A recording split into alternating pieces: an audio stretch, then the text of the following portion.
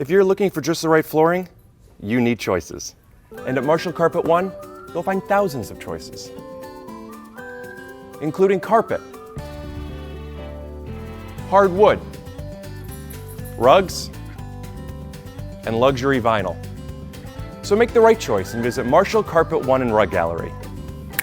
And we promise, with more than 50 years as a family-owned business, we've got you covered!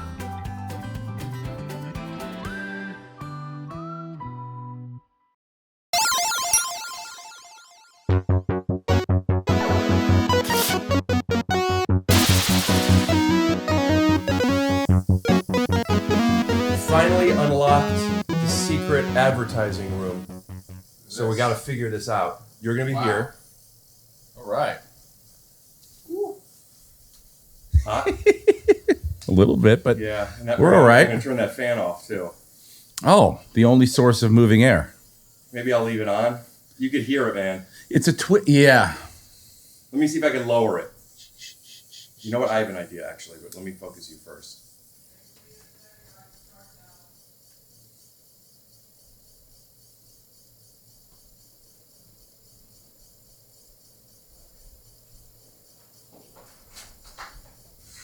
Dude, I was hot walking up the steps, and I wasn't even in this upstairs valley heat yet. We'll see. We'll be all right. We traded out squeaks, bro. I mean, that's so loud. Listen, man. It is what it is, right? It is. This is a classic is what it is situation. This is nicer than what you probably ever thought it was going to be, right? I don't know. At the beginning? Are you taking, is it you or picture or me picture? That's a picture of you. Okay. And But now, because you looked like you were taking a picture yourself. I was going to check my hair. I'm like, I want to get a picture because the fan blew it all over the place. But you know what? That's why I wore a hat. You know what we call this? And it is what it is situation. IWIIS. I would never be able to do that quickly. Thank you to our sponsor, BetterHelp, for easy and affordable online therapy. Get 10% off your first month at betterhelp.com/TYSO. Better what, Rick? BetterHelp. That's betterhelp.com/TYSO for 10% off your first month. So the people who are audio only didn't see that beautiful animated opening, but wow, we've done Marshall Rug Gallery so many times now that we actually just unlocked the advertising room. So wow. this is our first time up here in the advertising room. This is beautiful. We're very excited to unlock this level. It's decadent up here. It's decadent. And, I'm sure we kept a little bit of the complaining, but from my end, you've been nothing but a pleasure. Thank you. It's very hot up here. A bit. How would you explain the fan situation to the people that don't know what happened? Dire? before this? Good. Dire. Moving around hot air. A lot of noise. Loudly. So we've tried multiple fans. Multiple fans. The first one had a techno squeak that you weren't happy with. No, I felt that this could possibly be drowned out. A dull hum. Yeah. That's exactly what you want over a comedy podcast. Mm-hmm. Just a dull hum. It's paying homage to all of the boring podcasts out there that people listen to. You like a dull hum? You like some exciting conversation? Come Boom. to take your shoes off. You get both. This is it. Yeah. Both two-stop shopping. TSS, maybe. Man, you're quick with those. Yeah. It's one of my party tricks. Really? Yeah. That's amazing. TA. Thank you. That's No. amazing. That was an easy one. TWAEO. But listen, Steve. Yeah. Steve, we're going to get into it. So let the audience know, because a lot of times people are like, ooh, I like this guest, or ooh, I like this couple. But people don't realize this is a combination. They like the guest. Mm-hmm. They don't realize there's a couple here. There's history between us. We go back. You actually Taught you everything. Was that? Taught you everything? No, I wouldn't even be able to extrapolate that into anything remotely everything. true. But at the same Some time, things. But some things. you had a big impact in my life, which It's a great place to start. which is when I first moved to Los Angeles. My arms were tired, people know.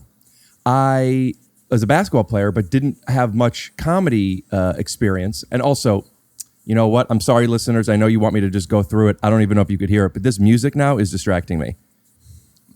I know. I hear it too now. Yeah. There is. Play with those cables. You see any overlapping? Yeah, all of them. Let me detect you. Hold on. I think it's not hot.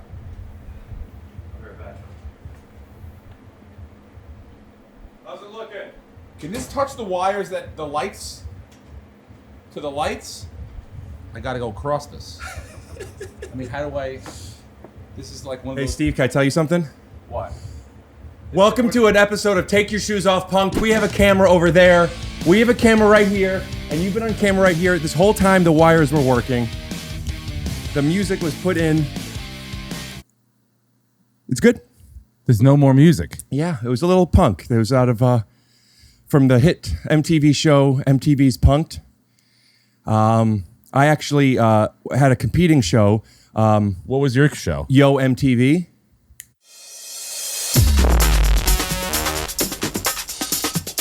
Yo, MTV, it's John DeWalt here with That Guy and His Friend Comedy. We're here at the Starbucks in Sherman Oaks. I'm about to walk in there and pretend I just got a text saying that my sister's engaged, and I'm gonna flip out and make a speech, and I'm gonna say, all your drinks are on me, but here's the catch, they ain't on me, dude. We got Tatiana to pretend to be the cashier, my man Dingo is a customer, and my wife Susan is gonna send me the text. Come on. Shh.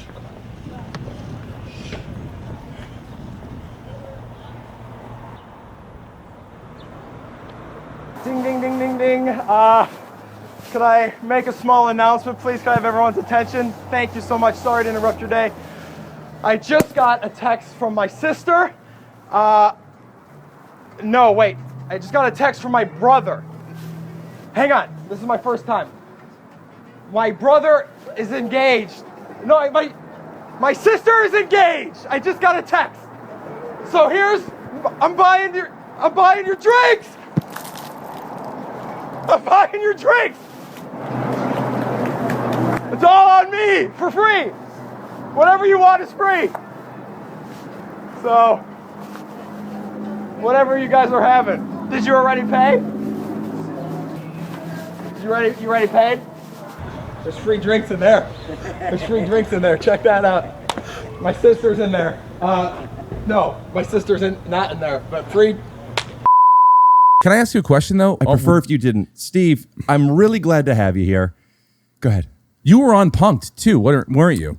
No, you're talking Punk 2, Part 2. Like this. Whatever. You were also on the television show Punked, correct? No, I thought you were. Santino, me, and one other person, I don't remember who it was. We were like, You did some. No, never did it. We were like auditioning, testing for it for a while before it was a show. And then that ended up not working. Got it. And I then- thought you guys were on the show, Santino which would make it was. weird that you punked me, considering Santino was. Okay. Wasn't a real punk. You just fixed it. I didn't, dude. Yes, you did. Moving of the wires. Fixed it. That's what it was. Okay, that would be the first thing I've ever fixed in my life then. Got it on tape. Yeah. You got it on tape. That's dude. awesome. That's great. I want to go back to telling you the influence that you had. I Yeah. moved to Los Angeles and my arms were tired. And I found out there was some basketball play with some comedians. And I don't remember all of the people that played in literally the first outdoor game we played, but I do remember that I think you were the only person I recognized. We didn't really know each other, but I'm like, oh, there's the guy from the things. Yeah. And we hit it off well enough, at least, to where I felt we were friendly. And I do remember feeling, cool. I don't Yeah. know how to get in with any of these guys. I'm at the Comedy Store signing up for open mics all the time. I can't talk to any of them. And now, through you, I meet some other people. And that was kind of my introduction into what I'll call the comedy scene, but really at the time, the Comedy Store. Yeah, that was very similar to my path. When I got to LA, I really, I didn't know anyone, so I heard about this basketball game, and I started playing in that Saturday basketball game. So I didn't know how to talk to any, different comedians came from different places. But our through line was basketball. Yeah. And so we became friends. I became friends with Ari and Aaron Cater and, different Jerry Minor and the Scalar brothers. And so all that outside basketball, that's how it all started for me. And then I remember you showing up. And the thing I remember about you was that you were a good basketball player, number one, and you were a little bit strangely arrogant. That's the way I'll put it. Explain the difference between arrogant and strangely arrogant. You weren't like a bro, you weren't like talking trash or whatever, but you were silly. We had a good back and forth. I would talk a little to you, you would talk a little bit to me. You weren't like someone that wasn't like going to give it back. Right. You enjoyed the banter back and forth. Is that arrogance? You could really back asking? it up. No, but you knew that you had the ability to back it up. You know what I'm saying? So that's why you knew that. Yeah, you were a good You are a good basketball player. I'm sure you still are. I'm not sure when this is coming out, our episode, but I imagine within the next. I'm gonna unbutton a button. Is that I okay? think that would be great. It would help our views. I filmed this little video, basketball video. It's coming out August 29th. We'll put up a trailer here. Whoa. Because I think Rick Glassman has this great photo of him playing against LeBron James in high school, which is just an insane thing. Now, I heard he's really good. Rick's really good. Somebody told me that he was, I think, playing a pickup game with someone, like somebody in entertainment, and they're like, hey, man, you got to dial it back a little bit. Hit that, Baldy. Catch the fucking ball, dude. You're not aware of how other people perceive you. What are you talking about? Good take, you idiot. What? Are you not entertained? Got it! Let's go! Are you fucking nuts? I am phenomenal. I got big balls. I got a cool guy haircut. I love that, though. And we're back. That was incredible, Rick. Yeah, I'm really excited to share the full thing. You still got it, dude. Thank you. I just thought you were interesting, and I knew that you were going to be a good basketball player, a force to be reckoned with. Yes, thank you. Comedically, you were going to fit in with everyone else. Oh, that's good. That's what those were my original you were my thoughts first on you. Paid regular. I quote it because it's a thing. Yeah, at the Comedy Store is your past. You're part of the fraternity, I guess. Yeah, and you were the first friend I had that was at the time it's superficial, but it's a real visualization. Oh, this guy is a success. There is a thing where I'm not going to pretend that wasn't something I was aware of. Ooh, this guy makes a living doing this. I like that he is welcoming me in. I never felt like, because I was now making a living doing it, that anything had to change in my life. And you know what? I'll say that's a beautiful sentiment from you, but I will say the powers of the basketball court, nothing could be more true. No matter where you are in your career, that's why people like golf. They could, if they're good at golf, that's a networking thing. I'm good at golf. I'm pretty good at golf. You have a bad back though, right? I wouldn't say bad.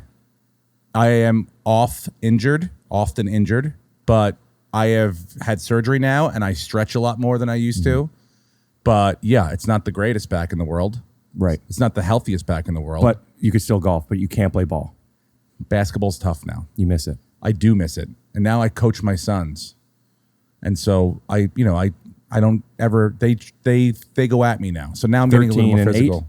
13 and 10 years old. Right. Both of them, each individually. Oh, I was thinking together they're 23. I understand. No, one is 13. Right. And the other is 10. Right. Years old. And so we mess around on the basketball court, my house, and now they think that they can beat me. Everything's now a challenge. They now are at the point where they want to take me on at all times.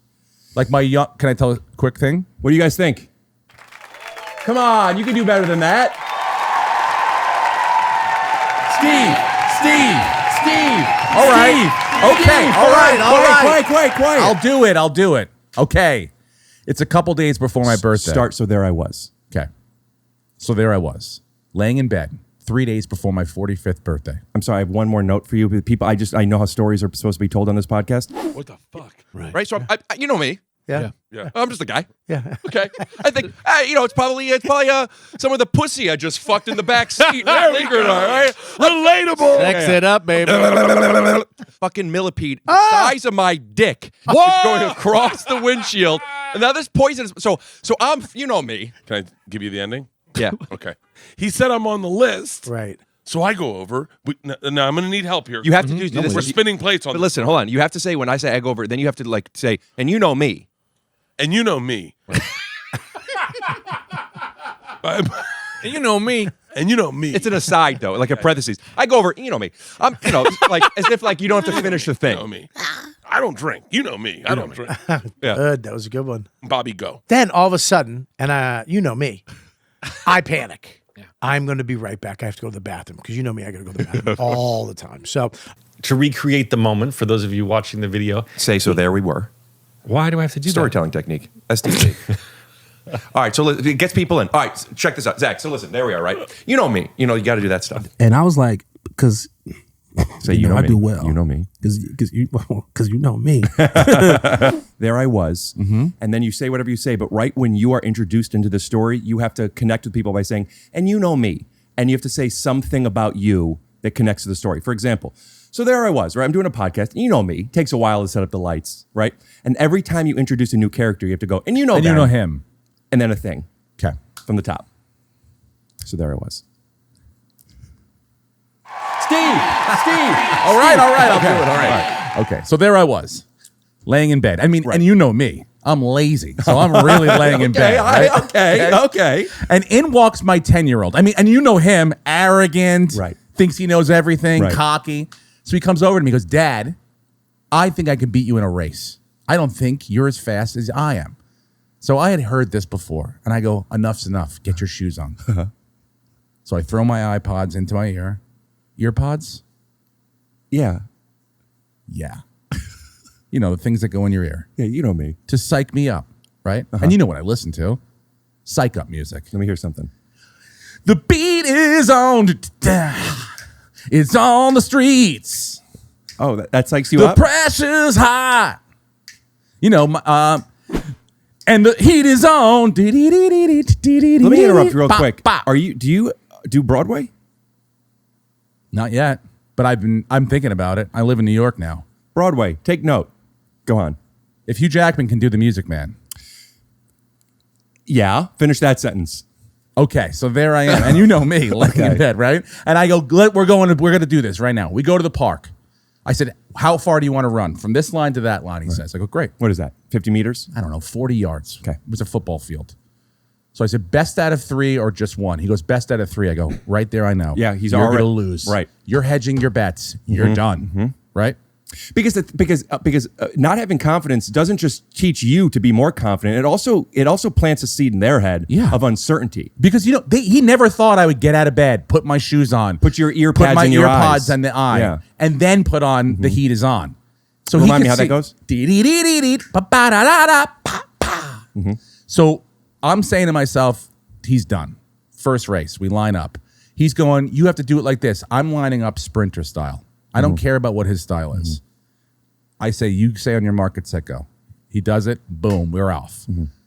I beat him by 2 steps, right? But I'm huffing and puffing. Right. He goes, "Right away, let's go again." And now he's like, "Oh boy, this is serious." But you're also like, "Shit, I'm now not as good as I was the first time." I didn't think I was good at, well, also I'm winded now. Right. And I thought I'd beat him by a little bit more than that. So, second time we line up, right? I take a different stance because I didn't think I got off the blocks right? And you know me, I don't like to change things up. Right. So I was like a little nervous about that. So I'm sitting there and I'm like, okay, this is a different stance. Boom. On your mark, set, go. My foot slips. I'm out of the blocks bad. He smokes me. Right. 1-1. 1-1. Now, this is the 10 or the 13-year-old, and how long ago was this? This is the 10-year-old, and this is 3 weeks ago. My birthday's July 4th. This is July 1st. Okay. So I say, this is it. One more left. And he goes, "All right, fine. How about the winner? We're going to go to the outlets after. The winner doesn't have to pay for my clothes. Like if I win, I don't have to pay. And if you win, you have to pay." I go, "Okay, fine. No problem. Great." Seems like a good bet for him. Yep. Because he now thinks he's got me. Also, he has to pay for his clothes, or you get to pay for his clothes. Yeah. I mean, I don't want to. He just goes to the outlets with my wife and they buy everything. Now, how does a 10-year-old pay for his own clothes? Green light card. What is that? We'll get into that. Please don't interrupt. So we line up for our third race. Go. Boom. I take off. I've got him by a step halfway point. Now I turn up the heat a little bit because the heat is on. Right. How does that go? So I go, the heat is on. We got to go. And I turn it on and I feel, you know what I'm talking about. The top of the hamstring, the upper warning shot, the pung, you know, where you're like, I didn't get shot in the back of the leg, but someone knocked on it. And I got about 25 yards left and I start to go, I got to either choose, hit it full throttle, blow this thing out, or take the loss and don't hurt yourself. Exactly. That's what you do. I slowed down a little bit, right? I slowed down. I can see him coming and I got my foot across the line, right? Foot across the line. Right away, he comes across, tie. I go, tie or did someone really win? You gave him another chance. Maybe he was mistaken. And he goes, well, maybe you won. I go, maybe I did. And maybe this should be a lesson never to test me again. Okay? Now, why do you think you were so heated? Is it because the heat was on? Because the heat was on, Rick. Pow!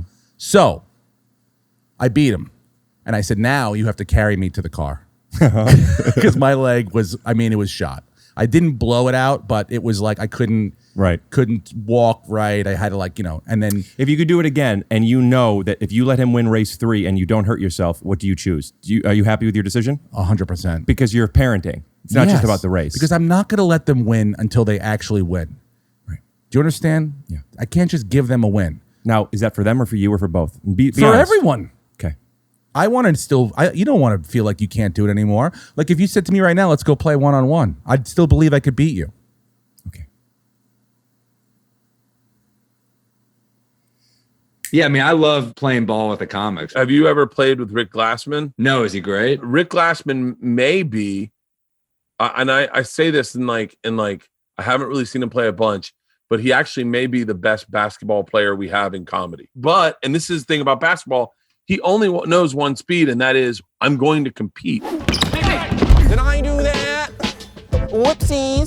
Urkel, bitch. When you're on the text chain, like, I'm gonna butt fuck you tonight, when you say shit like that, I'm joking. do you know that people don't want to come to the game when they know you're coming? Why doesn't anybody tell me that?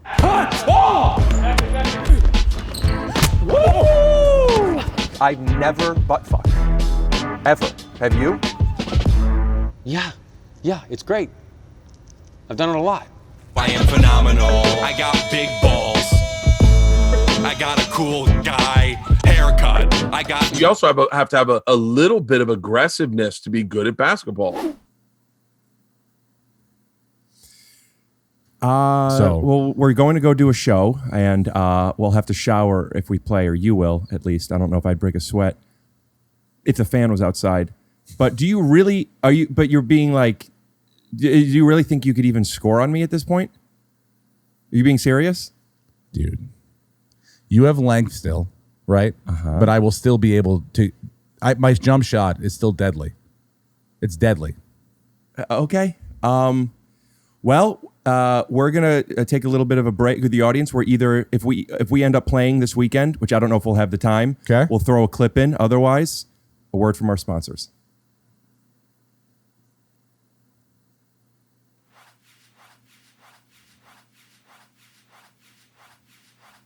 It's usually about a minute.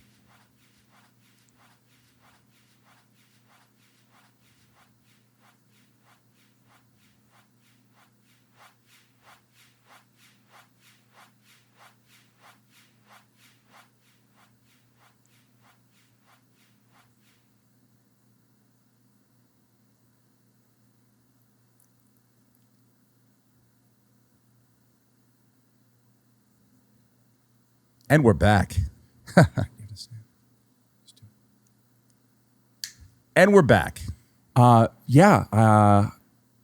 Looks like you didn't score a bucket. So and we're back. Wow, I'm surprised that how you were able to. I mean, you didn't score a bucket, but you were able to run with me a little bit. And we're back. Guess we never played, but please, if you want to support our podcast, support our sponsors. So let's talk about how we met back up again right now. Today? Or you mean this weekend? week, yeah. Oh, the weekend. Yeah. Yeah, we're in Cleveland.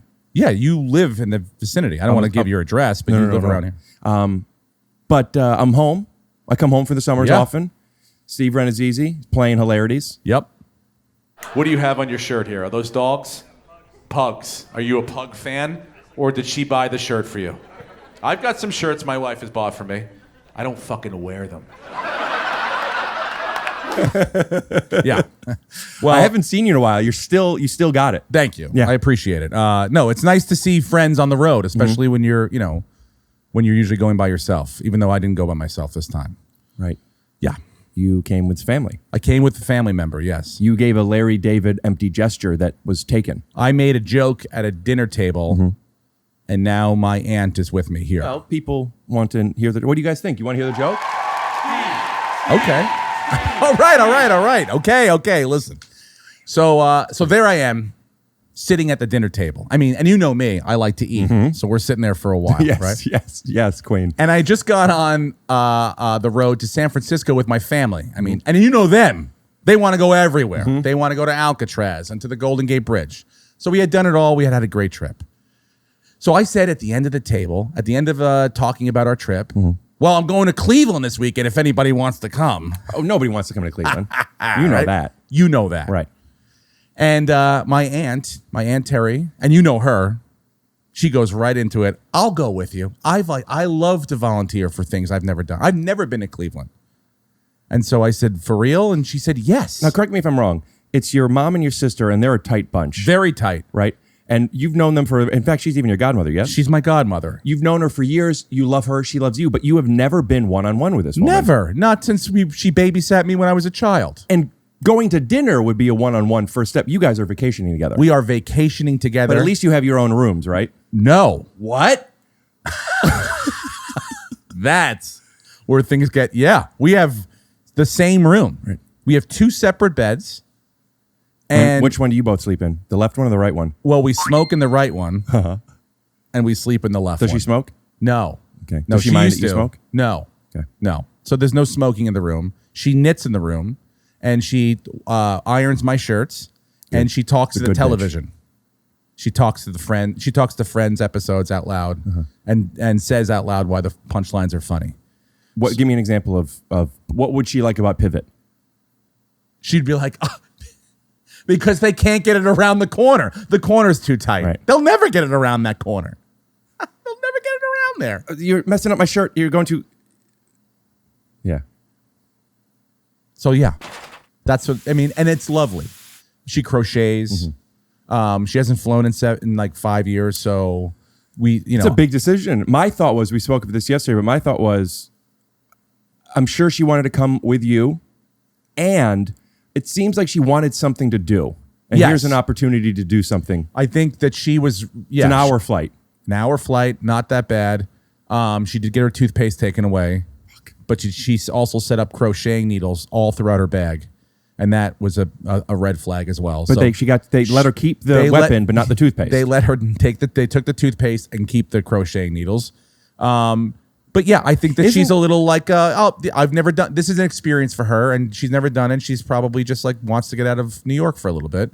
And I sort of laid it out there that maybe I would be lonely, but really I would have, just laid in the hotel room and come to see you and stuff. I would have been fine, but we're making the best of it. We've had fun so far. We had a beautiful dinner. We went to the casino today. How'd you do? Terrible. I lost $40. That doesn't sound terrible to me. How long were you there? Like an hour. We were there. We only played for like half hour. The other half hour we waited. Walking to it.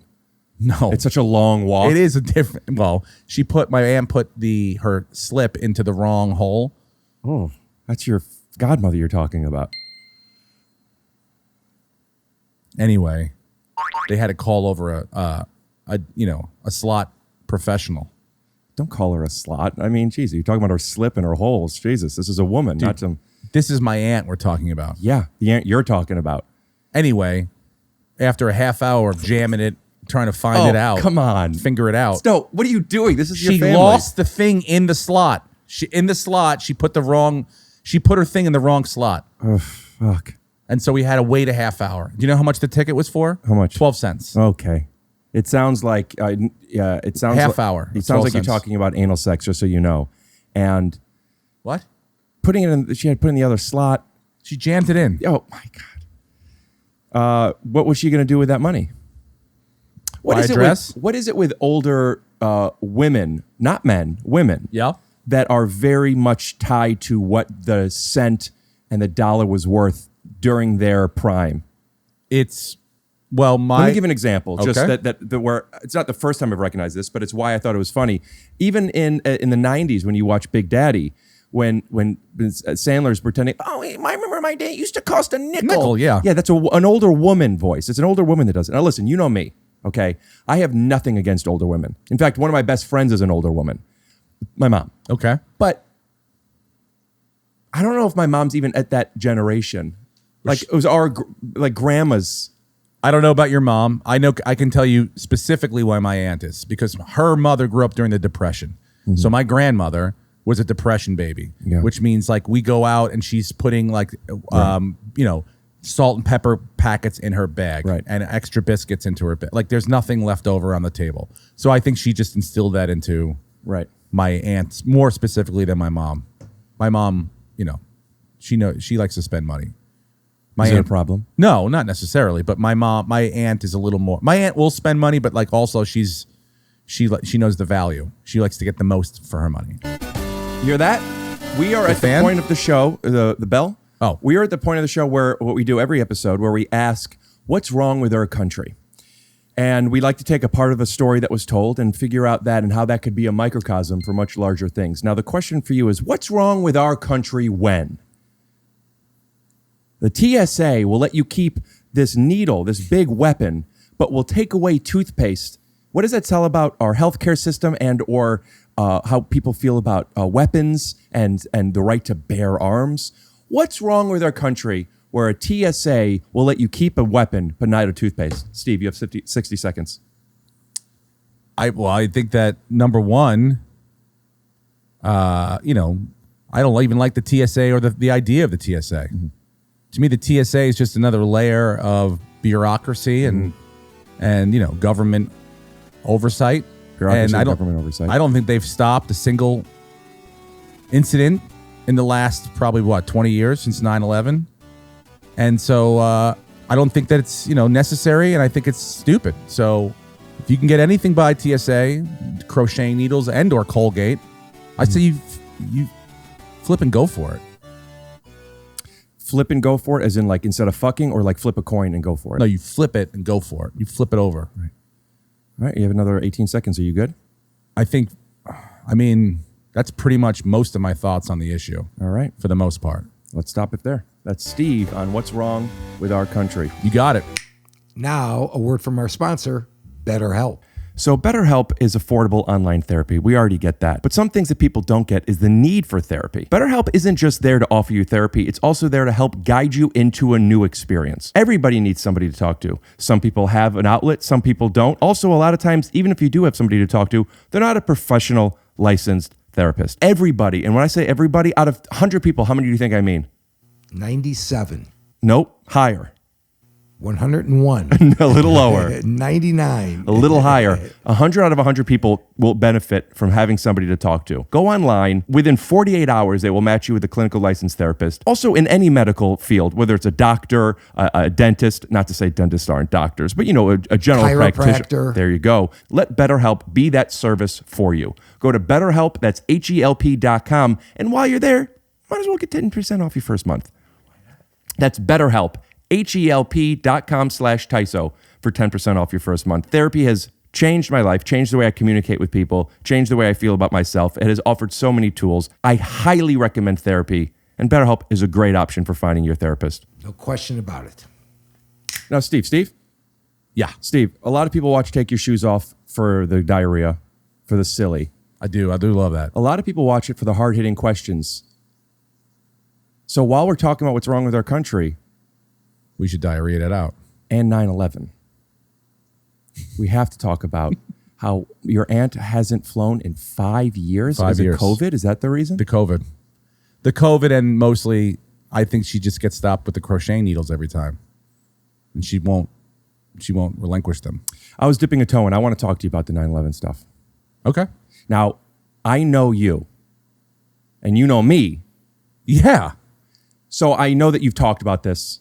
I don't know if ad nauseum is the word I would use. No. But I want to not force you to talk about something you've talked about, but we haven't seen each other in a while, and I would love to talk to you about it. Sure. Are you comfortable with it? Absolutely. But what do you guys think? I don't think. Oh, they got excited. I know. I think that actually, well, mark that. I think we got to fix it. Peaked. They're into it. Are you okay? They're into it, dude. I know. They're into it. So, where do you think that you stand on this? You being as a public figure of people who are watching, how many people even know about this? Because I don't know how big. I know it affected your life. I don't know. I don't think everyone knows about it. I don't think most people know about it. Well, I'm interested in it, and we'll explain what happened, and so many reasons. Sure. The one that's worth to me investigating and talking about is the psychology behind it. Okay. And what happens when. Yeah. And it's like when you bring it backwards, it's such an innocuous thing.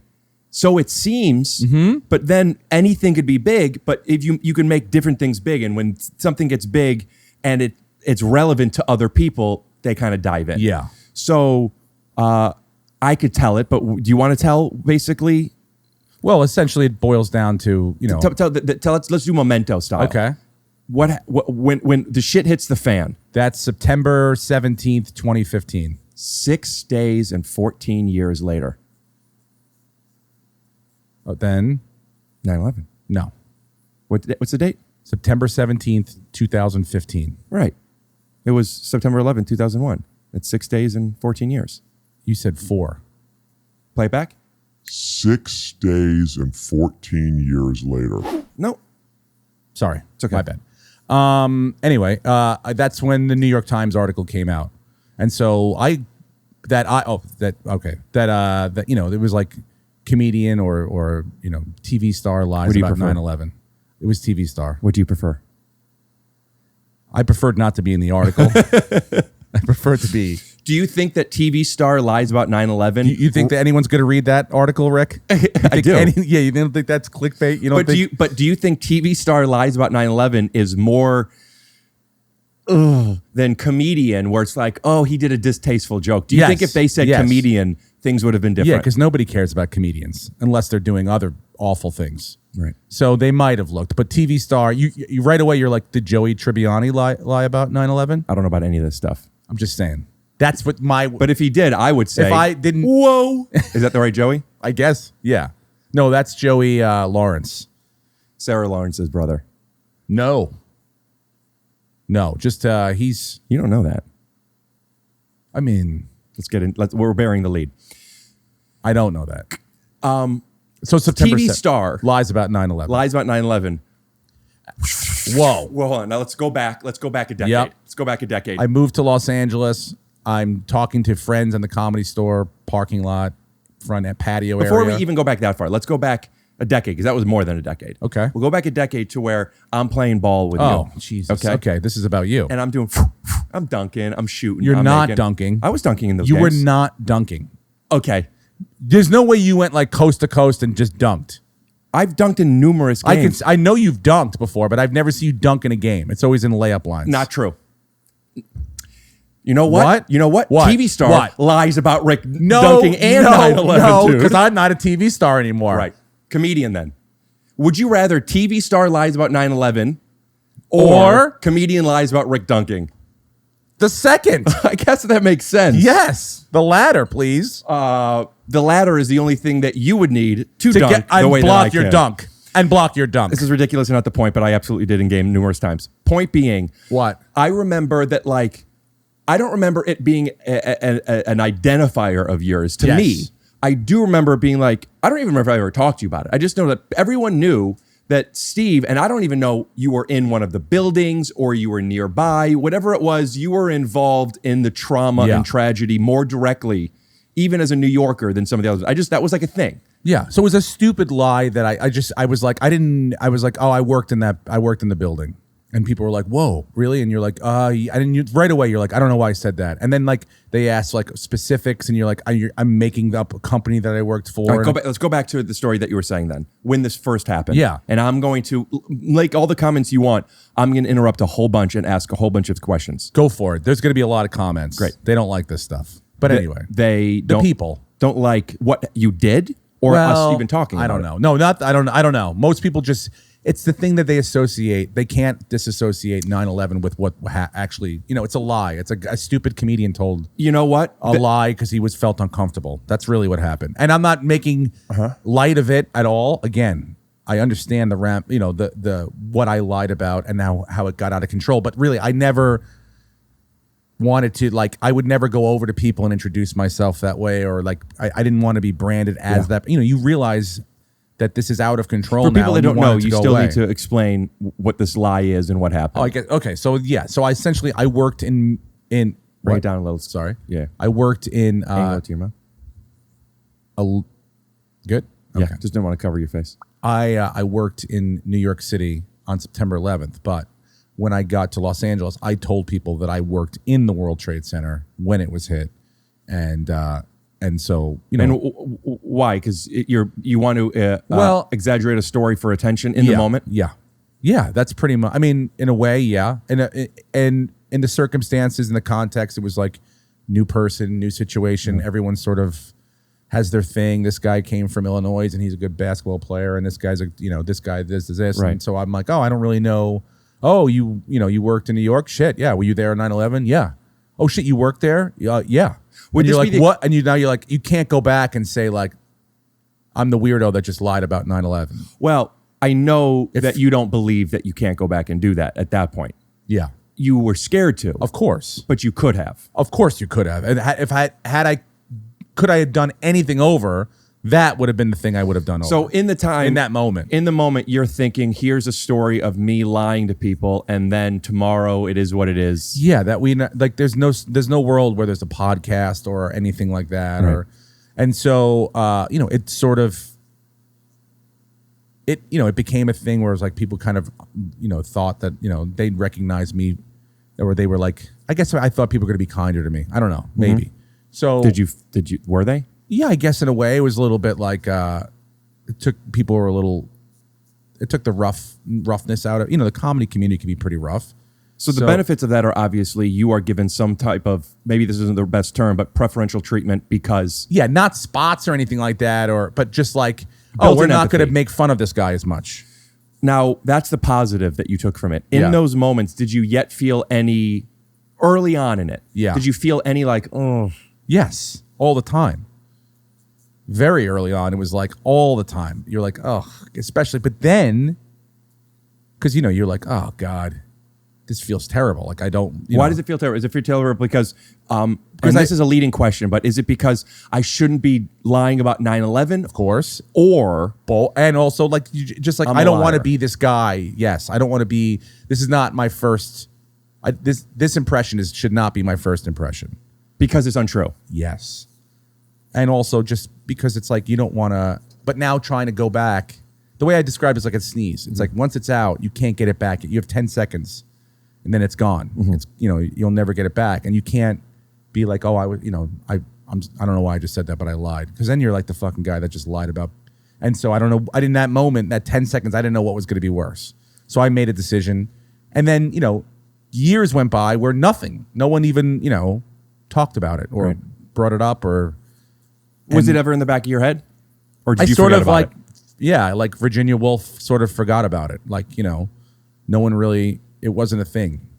Only around September 11th it was like, oh, explain the Virginia Woolf reference. I'm an idiot. Where it just like I made up a story and I can just kind of read like the narrative in my own mind. It's like Who's Afraid of Virginia Woolf? There's about a couple who had another couple over for dinner and basically they made up a story about how they had a baby. Your family knows about this lie. Yeah, now. They didn't then. No. This was so small and tied to the people in the league know about this was a thing of your identifier? Well, I mean, up until that point, I'd not done any like interviews or anything like that until I got the league. And then Marin started his podcast and he was like, hey, do you want to come on? And I just told the story on his podcast because to me I was like, well, So what he story? knows like my 9/11 story. Like Your he nine- asked the- me the about non- it. the non-real one. Yeah, the non-real one. Because What kind of details do you give in that? And I where mean- do you come up with them? I made them up. You know, from shit that you heard. And you knew the building layout. You had been there. No. You never even been No. there. No. And you're just saying things. Yes. Are you Like that's how little thought went into like what's going in your? Did you know he was going to bring it up? I assumed. What preparation do you do? Do you think of more specifics so you could have a picture in your mind so you could tell No, it? not really. Do you? But it was like, I knew that he was going to talk about it, so I wanted to. I mean, Originally, you wanted the story to And be I wanted to move interesting, on. so you would be interesting. Yeah. Now on Marin, when you don't love this feeling anymore, Now but since it's- you're telling the story, are you trying to mute it down to be less interesting? yes, that's what I've been doing for years. It actually That's wasn't why, that because, big like, of a deal, like that kind of stuff. Like when you said you met me, you're like, oh, I kind of heard you did that. Like I never, like after that, it was like anyone that tried to tie me down to anything, like, hey man, I heard you were, and I'm like, oh yeah, no, it's just terrible. Like I would just glaze over it, and that like I've never wanted to like continuously tell the fucking, the story. So I would just be like, yep, terrible day, that's it. And so just, I felt like that was enough. But I knew with Marin, it was like. And by the way, this is like number 30. This is not like the Mark Maron podcast. Approximately when did you tell the lie? Year? What year I told it? Yeah. 2002 when I got to having right a year after 9/11. So yeah, it was like I I just moved right. like a month after. When is Marin? 9. So 8 years later. Yeah. Was there a part of you that decided I'm going to keep the lie, or was that an obvious thing? Like, did you consider maybe this is my miniature Oprah moment? The thing that happened before that was I had done a little stand-up on Pauly Shore and Friends for Showtime. Mm-hmm. And he wanted to shoot these opening scenes to introduce each comic. Yeah. And I had just had my first son. So he came over the house to shoot this stuff, and he sits down with me. This is before Marin. And he goes, and he knew the story. Mm-hmm. And so And everyone thinks it's real, but you. Yes. Your family doesn't know about this yet. My wife knows. I told my wife, obviously. So he starts to go into the, tell us about the story. Mm-hmm. And I was like, I don't really want to talk about it. Right. And I did, at that point I was like, and he just kept going. And I eventually just told a very glossy version of the story. So, and I asked him after, I was like, hey, can we not use that?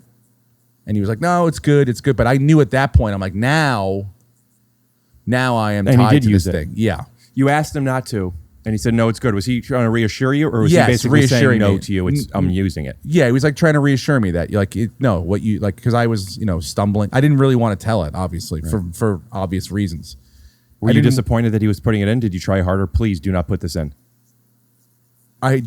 Because I knew that the next step was why? I'm gonna have to explain it to him. So you're I'm living in fear. Yes, I'm living in fear, Uh-huh. and all that a bed that I made myself. So I'm not looking for sympathy, but what I'm saying, I was nervous. So once that happened, I was like, well, now I have to kind of, and then after I did the Sklar Brothers podcast, after the Marin one, and a friend of mine wrote me, a good friend of mine from college, and she was just like, I don't know what's going on. Uh-huh. But because I'm sorry, you're talking about this now on Sklar after Pauly Shore. yes, Right. so it's Pauly Shore, then Mark Maron's podcast, then the Sklar Brothers podcast. Right. So she writes to me, I don't know what's going on, but I heard, my friends listened to this podcast, and they said, this is your friend, and I listened to it, and she knew where I was. She knew I didn't work there. Yeah. She's like, I don't know what you're doing, but this is not a good idea. Uh-huh. You should not do this anymore. And I'm like, I understand. I wrote back. I'm like, I didn't want to do this to not Feels like what whatever his name is, Leonardo DiCaprio's dad in Wolf of Wall Street, who's telling him, listen, let's just. Yeah. Carl Reiner. And he's like, calm down. This is getting out of control. And he could have walked away. Yeah. And what I did was I said to her at that point, I go, you're right. I'm like, I don't know how to undo this. And so she's like, well, the first step is just never tell this story again. And I was like, I'm never going to do it again. So I have Steve paused. He can't hear any of this. I warned you that I would be interrupting, but I need to understand certain things or I will forget. And this is something I have so many questions about. And I also think there's a lesson in this that I'd like to understand. So We're going to bring Steve back, and I want to figure out if I could ask this question properly. But knowing what you know now, where you can't get a sneeze, where then you thought you couldn't put a sneeze back. Yeah. After that email, when she says, you can't tell this story anymore, obviously the easiest version of that is to stop telling the story. Yeah. But now it's the sneeze has reached people bigger. If you could go back and change it at that moment, do you come clean? And if so, how? Well, I did. I did to my friends, my close friends, not everybody, but my close friends. How do you my do it? manager. Do you say, please don't tell anybody? But I sat down. I go, hey, I got to talk to you guys about something. And, I talked to Ari Shafir. I talked to Steve Simone. And they, each one of them were like, dude, it's okay. I completely forgot. They were all like, this is not, you're making this way bigger in your mind than it is. This is not a big deal. Not like this is not a big deal, but like this for our relationship. Like I'm not like upset with you. Well, did you tell them because you wanted to come clean to them so you weren't lying to your friends? Or was it more so, was there also something, well, I'm in a rough position here, I need a little community around me to help guide me? Not necessarily. To me, I was like, I would never want anyone to find out about this if this thing ever came out or whatever. And I would not want my friends and my family to find out first. To find out by that method first. Why not? What if you could go back to Mark Maron? He's going to ask you about it. Knowing what you know now, you wouldn't be... I would never have talked about it. As opposed to saying... Never. This wasn't true.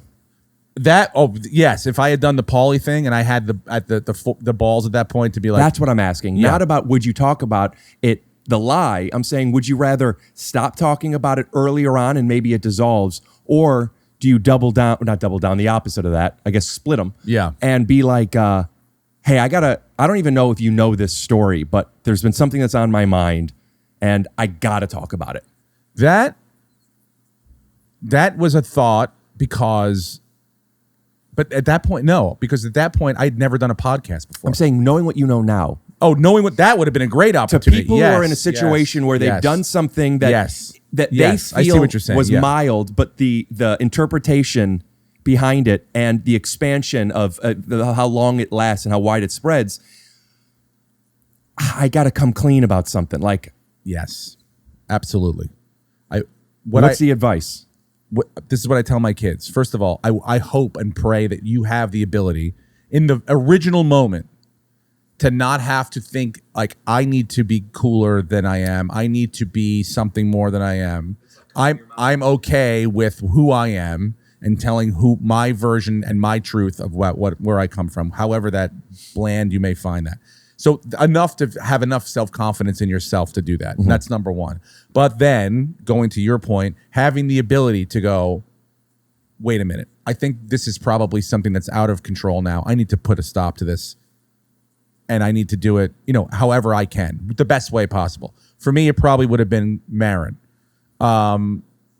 But again, at that point in my own mind, I was like, oh, I don't even know what to me, I was like, is he recording? Like, we knew we were recording, but like, is this going to be a thing? Mm-hmm. Is anyone going to ever, So yeah, that was like always on my mind. And then once I promised I would never tell it again, I just kind of put it behind me. And I was like, I'm never going to talk to this. Is it always there? Is there anxiety? Do you forget about it? That was the year one of the league. So it was like, we did 7 years of that show. That's 2010? We went all the way to 2015. So 2008 it starts. No, yeah, 9 in September of 9 or October of 9 to 2. We shot through 2015. So we did 7 seasons and nobody ever asked. And you never talked about it? Never. Is it in your mind Press at all? junkets, trips, morning shows. Is it in your mind? Yes, every single time I'm sweating to death thinking, is this the time they're going to bring this up? Because I know I'm never going to tell this again. And if Matt Lauer on the Today Show asked me about it, I'm not going to tell this story again. And so it's going to get weird. So is this the day it's going to get weird? That's basically in my mind. Jack Reacher, as Tom Cruise in particular, talks about how, listen, go and live your life and do your thing, but just know that I don't abide by any rules here, baby. And I am always behind you. And if I ever hear blah, blah, blah, I'm going to come get you. That guy is living in fear because he knows I'm being watched. Now yours isn't being watched necessarily, but that thing is there. Yeah. How do you clean that? Don't know. Didn't know. Never knew. That's why when everything came out, I was sort of okay with it. Right. Because I had already told the people that I cared, not the most about, but like the people I should have told my cast members. They didn't know. You should have told them. Should have told them. Is that a burden that you're then putting on them? And I really don't know. Again, I'm asking. I don't know. I even at this point, you don't know now? Oh, I mean, if I told them, was that a burden to put on them? Or finding out and having it come out that way, was that a burden? That was a burden. I did feel terrible. And I gotcha. And each one of them were like, it's not about, don't worry about it. It's about, are you okay? They understood. They got it. This is 2015 this happens. Yes. September 17th. For scale, this is Black Lives Matters exists, but it wasn't. No. This is pre-Trump. I'm saying Black Lives Matter. I remember Black Lives Matters became more popular on social media, I believe 2016, around the same time as the Me Too movement. But I was just making my facts clear. It still existed. It just had yet to spread. But in the public discourse, this is pre-Me Too. This is pre-Black Lives Matter. This is what's his name? Harvey Weinstein. Thank you. Harvey Weinstein. Yeah. So canceling This is Donald Trump coming down the stairs announcing his candidacy. Right. This doesn't exist yet. No. So you are not technically being canceled by the term, but you felt that same thing. Well, no, I didn't even know. No, I didn't feel canceled because I didn't know what that was. Right. But I felt like for the first time, I'm like, in my life, I'm like, oh, I don't know. Like, my job is to make people like me and be happy and laugh. And I don't know if I'll ever be able to do that again. And I'm not sure anyone's going to ever hire me to do that again. Is that as soon as a story breaks, you feel that? Yeah, it was like a tsunami of. Remind me how it breaks and how you find out. And did you have a day? I found out 2 days before. I got a phone call. My special was coming out that week. My second Comedy Central special.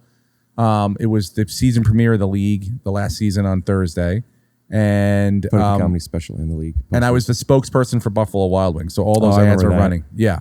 So I'm doing all this, and they call me on a Tuesday, and I thought it was like this guy from the New York Times, the reporter. And he just leaves a message on my voicemail saying like, hey, I'm doing a report, an article about you and your special and 9/11, more importantly, and where you were. Where are you when they call you? I'm in the car coming out of another interview. Alone? I'm in like, a town car. You're alone? No, the guy's driving. But I was alone. I had nobody with me. This is maybe going to seem like a redundant question. I go home. Could you explain? I almost threw up. Yeah. I almost threw up. And I go, we got to go home. And he's back to my house. He's like, no, we got 2 more. I'm like, no, we got to go back to my house. Uh-huh. And so I just shuffled the call off to my publicist, who I just hired, who had no idea. Right. And then, they called me back and they were like, look, I don't know what's going on, but this guy's writing a story about, he says you weren't there and you didn't work there and blah, blah, blah. And I was like, oh, he's right. It's all true. And my manager had known. You with your wife yet? I'm with my wife. And crying? So, not yet. Because I'm just trying to like unpack everything. Mm-hmm. And then, they go, all right, we're going to call him back and we'll see what's what. And then I talked to my wife for a little bit and kind of like she's like, I don't think it's going to be that bad. Like, I don't think anyone knows who you are. So I don't think this is going to resonate with anyone. Did you agree with her? Sort of. I wanted to, but I kind of thought, I knew she was wrong in my mind. Because there are no examples of this. It's one of the relevancy of cancel there's nothing to compare this to. And all I kept thinking was like the article title, which actually what it was, like I'm thinking it's going to be as vague and as splashy as that. That's my TV thought. star denies Glassman dunks, or some version of that. Yeah. So then my publicist calls me back and he goes, yeah, no, they're writing this and because I said, do you want to interview me? Ask me questions. This guy want to talk to me, and he's like, no, he's going to write his thing. He just wants a statement.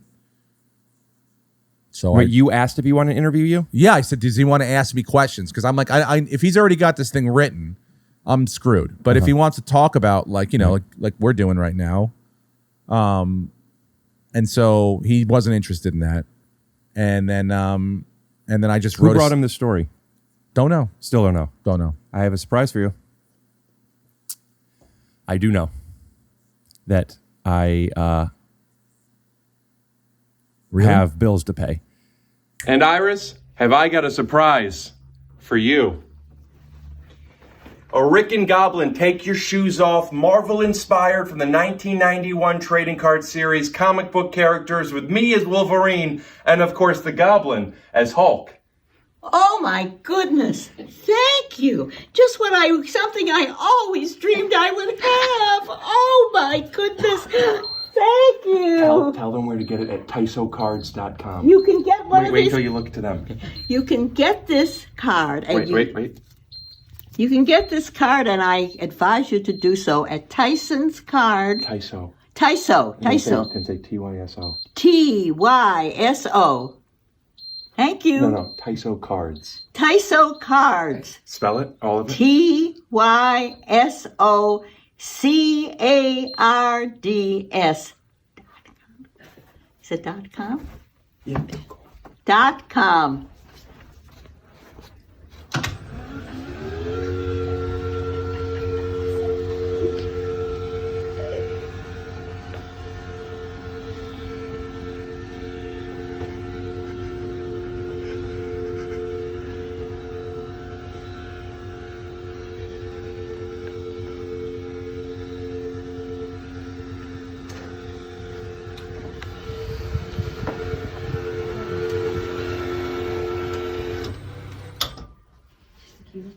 Bye-bye. Did you really think that I knew? Because No. the way you looked at me was just really... I mean, I wouldn't, for some reason, I wouldn't put it past you that you did enough research to figure out who the fuck narked me. But yeah, I knew that you didn't really know. Right. 80%. But anyway, I didn't know. I didn't know who it was. Doesn't matter. Yeah. And you know me, I wanted to find out. Oh, you did? Was that part of it? A little bit. Yeah. My wife was more about like, I want to find out who did Yeah. this. But I was more like, what is this going to be? And then my publicist is like, this is going to be bad. You should call your parents. This is September 2015. Yeah. Before your special ended up coming out. Yes. Does Comedy Central keep it out? So the article comes out the next day. It's just the worst. It's all over the news. Everyone's got it. I'm sorry. What was your statement? I just, I truly apologize. It was a dumb thing by a vulnerable person, blah, blah, blah. I never meant to hurt anyone. The people that I did, I never intentionally, I understand the ramification, blah, blah, You know what? Actually, I'm sorry, but I did do a little bit of, I don't know if I call it research, but preparation. And I do want to play a brief moment from your apology.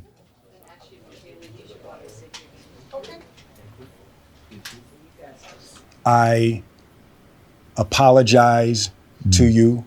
My behavior was unacceptable, and I'm here whenever you're ready to talk. That's actually well said. And you... That wasn't me. That was Will Smith. Edit out what he just said. No, that was one of your other guests. The Will Smith interview. Will Smith. Mm-hmm. That was another one of your guests, not me.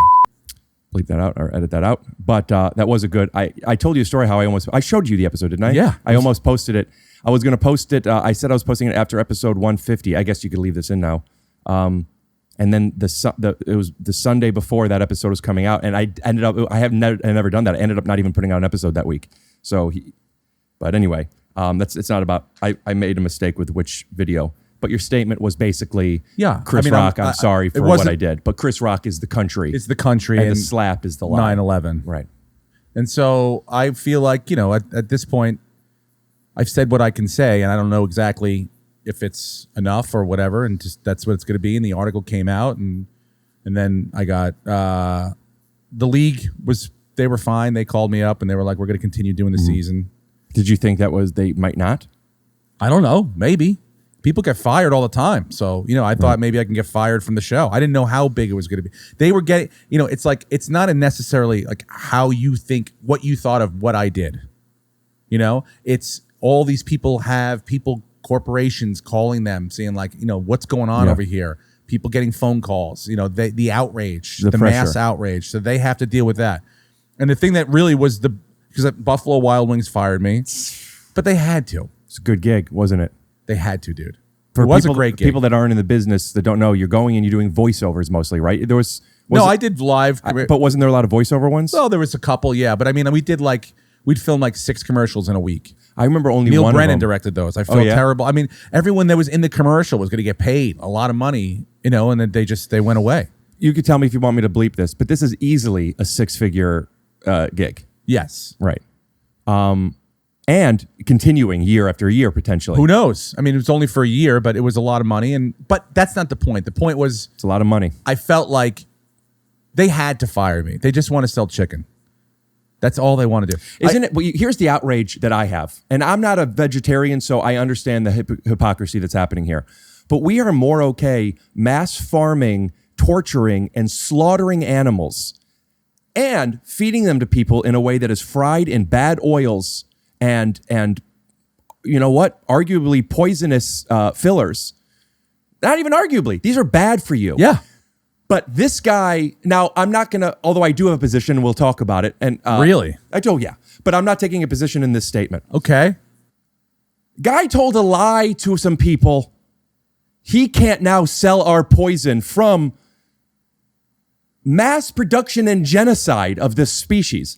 I just heard the bell. That is the time for What's Wrong with Our Country When? What's wrong with our country when somebody who tells a lie can't be the spokesperson for these people who are feeding lies to an industry, to a country, to a people, to lifestyles and to our DNA? I would argue that if they didn't have so much to hide themselves, they would have been more comfortable saying, listen, he's a funny guy. It sucks that it happened. On 9/11, we're going to give away free chicken, and it's coming out of Steve's paycheck. So again, I'm not saying the lie was okay. What I am saying is corporations are more worried about their reputation than they are about their customer. And that bothers me. Bothers me. I think that bothers me more. I knew I was losing that job when I was reading in the comments about the article that came out. Buffalo Wild Wings hot sauce could melt steel beams. Neil Brennan wrote it. I knew at that point. I'm going to lose this But you job. can't laugh at that then. Oh, I laughed at that then. Are you kidding me? What power of a good joke. Exactly. And by good joke, there's an actual, I don't want to veer off too much, but I would love to have a conversation. A good joke, is it in bad form? Probably the joke itself. Yeah. But to deny with the context that exists, and that's a difficult thing, and it's a different conversation entirely. But when are people crossing the line, and is it based on intention? Is it based on how funny it is? Is it based on the context that has nothing to do with the joke teller themselves? This situation already exists, so we're telling jokes about it. Yeah. And it's another conversation, but I do think it's an interesting talking point. But you're laughing at this thing, losing hundreds of thousands of dollars, and you're like, "Fuck, that's good. I'm gonna lose this job." It was a good burn. I understood why. I got it. I wasn't upset about that. I really wasn't. I just wanted to make sure that everything wasn't going to be gone. What's out of everything? Let's break it down into 2 categories: personal and professional. Yeah. Could we first talk about the personal? The personal is more like, how is this going to affect my kids? Are they going to have is my name going to be so terrible that they can't make it through school or get made fun of or can't get a job or, I don't want my stupid decision to be saddled on them. That was my most and primary biggest concern in that moment. How do you set them up for it? For the potential of that? I never told them. I told them a couple years ago. It never came back to them back then. I would go to my office, I would cry, I would do everything I would do it personally. I really tried to keep it away from them. They still had lives. They still had soccer games. They still had baseball games. I would still go. I'm on the nightly news. Every news is leading this with this terrible idiot that told a stupid lie. And I'm sitting on the sidelines at games, just thinking people are looking at me, ready to kill me. Did you see them looking at you? You feel it. You don't know why. They were. No one talked to you about it. Yeah, they were. I'm saying, did people approach you? A couple people were like, "Hey, dude, you're going to be all right." There was It was never kind. always It was anyone kindness. that wanted to talk to me. That's nice. Anyone that talked to me was always kind. There was never anyone that came up and was like, "You're also a piece of shit." What does that dude." mean? By the way, that still stands to this day. No one has ever come up to me on the street and been like, "You're a piece of shit." Only people have come up and been like, "Thank you so much for coming clean." Being like a person that just goes, "Hey, I fucked up." There's no like, I'm not going to try to justify. So a lot of people who is upset to the point to where it needs to stifle your career? Who? And that's really asking. Who are the people? Is it Twitter? Yeah, it's people afraid of Twitter or just any sort of backlash that can be associated with Do your agents and managers, they drop you? No. I still have the same manager. I've moved on from my agency, but they're probably fine with that. But there was no conversation where they... No, they didn't drop me. Right. They never dropped me, mostly because I told them beforehand, way before, so, they knew. So the professional backlash was just losing BWs, Yep. and then nobody else coming. Comedy Central to ask aired you my this. special on Sat. I really had it. That was like the biggest win that I got that week. What did they almost not? Did you have a conversation with them? Oh yeah. How did He's like, who's he? Well, are you comfortable saying? Yeah, no. Alterman, Kent Alterman, who I love for this reason, basically helped me. It still allows me to do stand up because he got a lot of like, hey, advertisers don't add, no, we're not spending money on this guy. We're not, we don't want to be a part of this special. And this article came out on Wednesday and it's supposed to air on Saturday or Friday night, I think. So it was a quick turnaround to figure out whether or not he was going to actually go ahead and do it. And he called me up and he goes, "Look, I'm not in the judging people business. Okay. I have made many mistakes in my life. Some of them are worse than the shit that you're getting, but I would not be, I think it's funny. I worked with you. I know your family. I know you as a person. You're not a bad person. If you were a bad person, I wouldn't air the special." He goes, "But you're a good person. And so I'm going to air it and we'll deal with whatever happens after that." How important is it now with Netflix deciding to keep Chappelle on, for better or worse, and keeping your special and or whomever?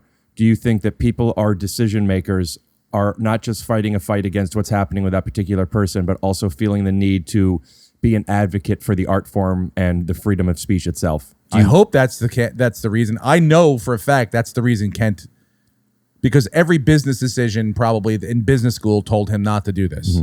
But in his mind, he couldn't separate the fact that he knew who I was. He knew what kind of person I was. He respected me enough, and he knew that really, in the grand scheme of things, a stupid person, dumb idiot, told a bad lie that he shouldn't have, and that would eventually what it was all going to boil down to. And maybe there was business involved. You don't want to waste X amount of dollars that you spent on making a special, but I think it wasn't financial. Chappelle, I think, is a different story. You do not want Chappelle on your bad side. Who Chappelle, beside Ted? What's his name? Sarandos. Yeah, is the Netflix guy. Yeah, it's his Kent decision. Alterman was the guy at Comedy Central. Yeah, I'm talking about Chappelle in particular. Yeah. My thoughts on the matter were when it happened, I didn't think, although Hold yes. on 1 second. I didn't think that it was specifically him keeping Chappelle on the platform, which obviously that was a big part. But I think at least a big part, if not the biggest part, was that is a precedent that needs to be established.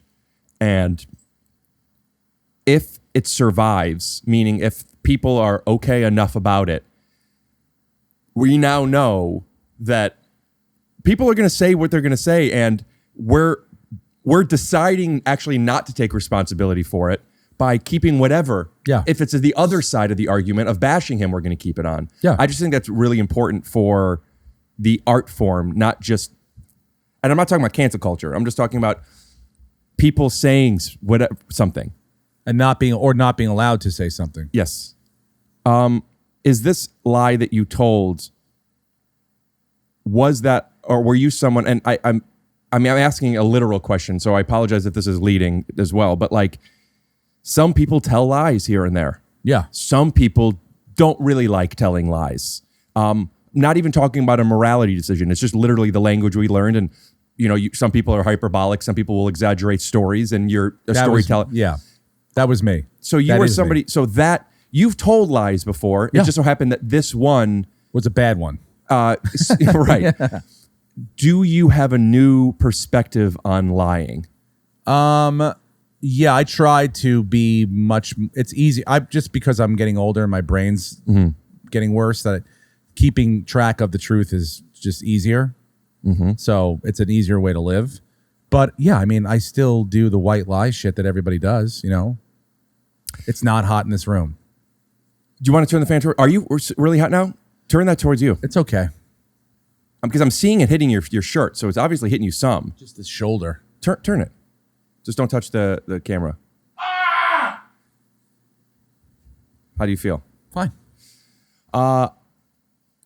Lying, and we don't need to get into this too much, although I think about this stuff all the time. Lying is a very interesting part of psychology that I don't believe people know why they're even consciously doing it. Yeah. And even white lies, sometimes you have to do it. We're humans, we tell lies.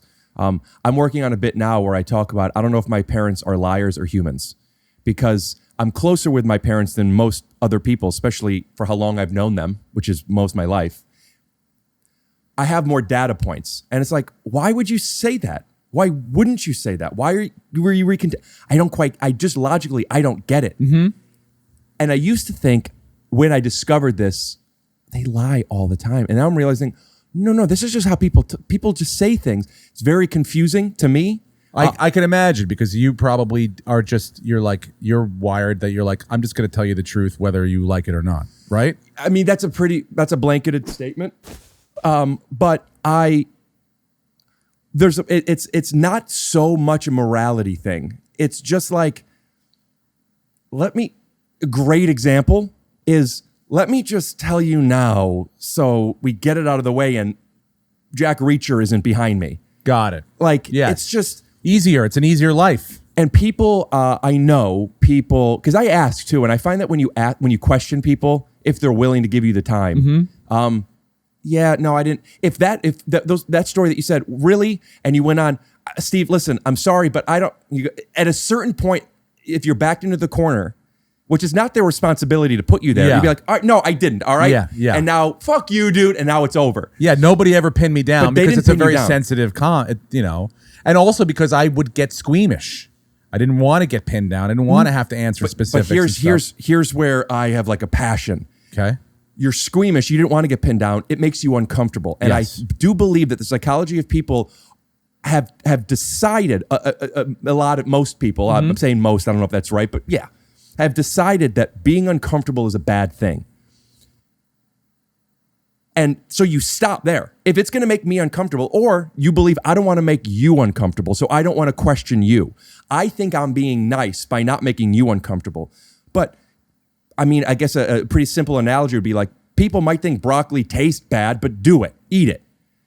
People are so scared of being uncomfortable that they stop there, and it's not sustainable. Yeah, they don't. Well, I mean, I don't think anybody wants to be put in a situation, or that they don't want to be put in a situation where they have to answer something that they don't want to answer. Yeah, people don't want to have to wipe their ass all the time, but you pooped. Why are people so unwilling to put themselves in an uncomfortable position, even though they know, and this is a global question, but take it for what you will, even though you know, I'm better off tomorrow if I'm uncomfortable a little today. Why are we so scared of being uncomfortable? Because it hurts. It doesn't feel good, dude. And we want to feel good all the time. That's what it is. People prioritize feeling good. And I'd rather I would rather make you feel good than not make you feel good. I've talked about this on the podcast in different contexts, but here's a great example. If you have a booger in your nose and I tell you have a booger in your nose, that'll make you feel bad. Yes, it's happened to me. Would you prefer that we pretend it's not there and now it's not? You don't, and I would have told you. Would you prefer that I don't tell you, you're not uncomfortable, but then later on you see the pictures of the video? Why didn't anybody tell me I had a booger in my nose?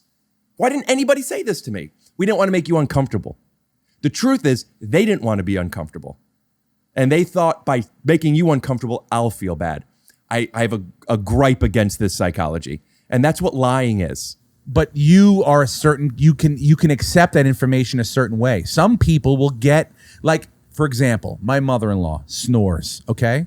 But when you bring it up to her, she's like, I don't want to talk about it. I don't snore. Right. But meanwhile, everybody hears her snore. But it makes her uncomfortable. Okay. And when you try to tell her, you're telling her because not that I told her it's not bothering us in the house.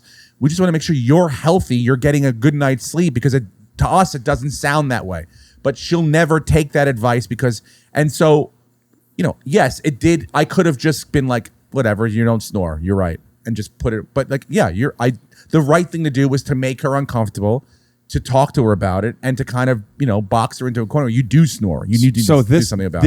This is a complicated situation that I could categorize by it being somebody else's business. Yeah. A more acceptable approach of this is when you're dealing with an alcoholic. Listen, man, you have a problem and blah, blah, blah, and you want to do things, but unless they want to fix themselves and change and they're not going to. Right. So that's somebody else. So you could try to, as a good friend, love, or family member, or whatever. I just want to bring something to your attention, but ultimately it's their decision. That's, excuse me. That's why I respect the person that wrote me after hearing, the Sklar brothers was like, hey, I don't know what you're doing here. Because that's, she could have just been like, forget it. This guy's an idiot. He's gonna, and just left it alone. Like, I don't want to hear what his answer is. I don't care, but she took the time to be like, I don't know what you're doing here, but you got to figure this out.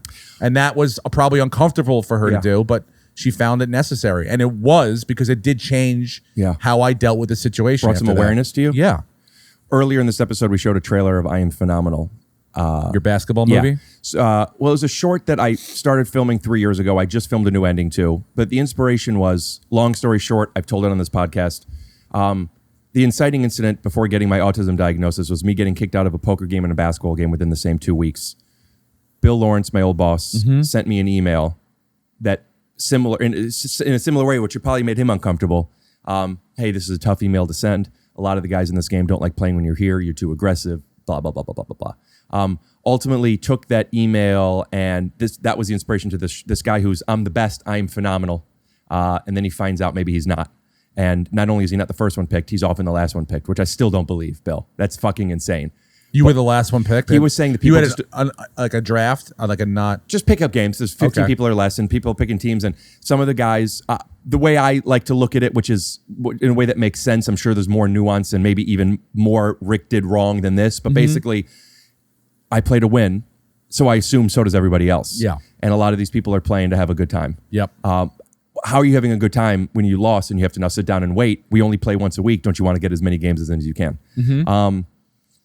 But the email from Bill, so JonMichael plays the guy who is like has to have the talk, and it wasn't an email in the video. He is talking to me, but his script, and we wrote around it, and there was some improvisation, but the base beats and script was Bill's email, and it felt so good taking this email that was, even at the time that hurt, I knew like, thank you. It just... Yeah, I needed to do that. This is that thing, the boogers in your nose, man. Yeah. Like, somebody tell me that, right? That's kind of why I felt like the article when it came out, it was sort of freeing to me. I didn't have the Jack Reacher behind me anymore. Right. I didn't have, people knew the worst thing that I've ever done. Everyone knows it. That's the worst part. The worst thing I've ever done, for the most part, is common knowledge to everyone. You can Google it. How does it affect your personal life? I mean, you said, how does it affect your professional life? What has happened? Nothing. I mean, it affects me in the sense of nobody wants to hire me. Nobody, well, it's sort of like after the whole thing, you're untouchable. Nobody wants to hire you. Then you get into a cycle of like, then cancel culture came around and it was like, whoa, this is people that have done bad things we don't have to accept them anymore. We can remove them. So that maybe even also, if we put them in something, more people have stronger magnifying glasses now that'll bring bad press to us. Exactly. And then you move into a cycle of that happens, and then then it's Me Too and everything gets lumped in together with cancel culture, and then COVID happens and things slow down. But by then, once you remove, and you're an actor, once you remove yourself from the wheel. Dramatic actor actually now. Congratulations. Thank you. You then, people don't, you're not like the name that everyone knows anymore. You're not coming in like you once said to me. You were in a cycle. First time I heard the term when I booked Undateable, NBC this Tuesday at 9 or whatever. It's done. Yeah. I just wasn't sure if this was airing a few years ago. Okay. You said to me, your foot's in the door now, dude. Yeah. All you got to do is get your foot in the door. That's it. I remember you said that to me. Once you're in now, you're part of the wheel. You're a It doesn't cog in the mean wheel. you'll keep working, but You're now not you're going an to get option. all the jobs you want. You're not going to get all the things you ever want, but you're going to be in the running for things. People And trust you're- you could do it. And and people trust you now. They Yeah. see that it can happen, that you're a viable person to put on television. So even though you Once- have that trust, people may have either forgotten about you, relatively speaking, because you're not on something that's still going. Yeah. And or I don't know if I Yes. want to. And that goes on for a long couple years. And then one of the last things was I was Hawaii 5-0. My manager calls me and says, "Hey, they're redoing that." I'm sorry, Magnum PI. They're going to redo Magnum PI. And I was like, "Great, I would love to come in and read for Magnum." And they're like, "You're not reading for Magnum. Obviously you're not good looking enough to, even though." Right, mustache, Right. looking good, yeah. But this is the lead on a network hot guy show. Yes. We're comedians. Yes. So you're going to read for Rick, the crazy sidekick that runs the bar. Blah blah blah. I go in. I got my Hawaiian shirt. I'm doing the things. I'm killing it. Everyone, you know when you're doing well. Mm-hmm. You know we've done it enough. You know when you're doing well. You know when you're being pandered to, and you know when you don't do well. Get your arm out of that wire. Sorry. Thank you. I'm doing well, Mm-hmm. and so at the end, before you get the phone call from the manager before you even get to your car. That's a good sign. Hey, they loved you. They want to bring you in for network tests. This is Friday, Monday. Great, awesome. This is 2019. This is 2019, I think. So a few years have gone by. 18, 19, yeah, somewhere around there. So I said, all right, great, awesome. And then weekend goes by, nothing. No phone calls, no lawyers, no paperwork, no nothing. Monday comes. I'm like, am I testing today? Don't hear anything on Monday. My manager calls Tuesday. He's like, yeah, look, the network, everyone loved you. They watched the tape. But then, one person raised their hand and go, are we really going to have this guy play a former Navy SEAL? And then, nobody says anything. Nobody pushes back. Right. And then it just goes away. And it's like, well, what are other options? That's the next thing. Yeah. Well, I mean, what are the other? Oh, let's look at this guy was pretty, and then that's it. Mm-hmm. It's never like, well, the guy's good. Let's just, see what's what. I don't think it's going to be, no one ever pushes back. And that's how it all just ends after a while. And I've been in things, but they've all been friends. Jeff Schaefer put me in Curb. Mm-hmm. Mark Duplass put me in Room 101. So I have friends that know, and that's what will happen if it ever happens again. And I don't need it to. It'll be someone that's like, hey, I loved you on the show, and you're going to be the dad on this thing. Do you believe that if that happens, that sparks new momentum where then, oh, well, she was on that and nobody seemed to have too much backlash? But no one's ever said anything. Like, no one ever wrote Larry David when I was on Curb. No one ever wrote Mark. No one cares. Right. I told you the fake outrage. Yeah. We have a friend that made a fake comedy club and put it up on Facebook and said he was going to be there, and people flipped out. And it's not even real. They said they were going there for years. And You want to keep the anonymity of who did this? Ari Shaffir. Yeah. It's fake outrage. And people said, I'm never coming to this club again. But I've been going for club. 5 years, and I'm never going back if you have Ari Shaffir there. Meanwhile, it doesn't even exist. He made it up on Facebook. So people just want to be upset. Now, again, me specifically, my thing, I understand that what the subject matter was it's touchy and terrible. And there are people that just didn't. September 17th is a week after 9/11, the anniversary. And so as tough as that was for them to relive on their anniversary, the week after, you got to look at the newspaper and be reminded that some fucking dummy lied. Those are the people that I was like, I'm sorry. Yeah. I really, what I did stupidly has affected you on this day, and I should never have done it. Yeah. But everybody else that wants to be outraged and feel like that they were upset and affected as well, I'm done. I can't do that anymore. So again, if I have to, sell sandwiches for the rest of my life, I'll do that. I don't mind. I got a great life. You're still doing stand up stand all over up the every place. time. Oh, yeah. And crowds are less because you're less in out front of there. their faces every day. Yes. Right. So, and I'm not like you. I can't. The social media thing, I've never. Plus, it was my tough. advert. Like I put a picture of my family up, and it's like, why don't you go? You get like 2 or 3 9/11 comments. Well, this is. I have to imagine. What's your Instagram? At Steve Rannazzisi. Yeah, I have to imagine on the low end, you're going to get 30,000 new followers from this. Everybody, even if you unfollow him a week later, I want to screen grab the day before this episode drops, And I mean that. And I don't want you to unfollow, obviously, but I also want to see what kind of reach of call to action. Go follow him. I want to see if how many followers do you have now? I ready for this? 49,000.9K. Okay, and so I've by the had time that for over a year. You haven't Literally- got to 50,000. It just keeps going like this. No, it never goes to 40.8. It's always 49.9. You could look at your insights. You probably are gaining 20, losing 20. Never looked at insights. Yeah. I don't know what that is, and I don't want to know. I don't need insights. If we could get you to, 10,000. I don't even know how many. I mean, that's probably going to be 1 in 5 people that watch this on YouTube. I guess listen, so maybe 1 in 6. So that's go follow him. And again, if you have to unfollow, I'm going to screen grab this. I don't want you to unfollow, but if they're not going to do it at all, I'd rather follow. Here's the deal: I don't want to. I don't want this thing to turn around and next thing you know, I have 30,000 followers.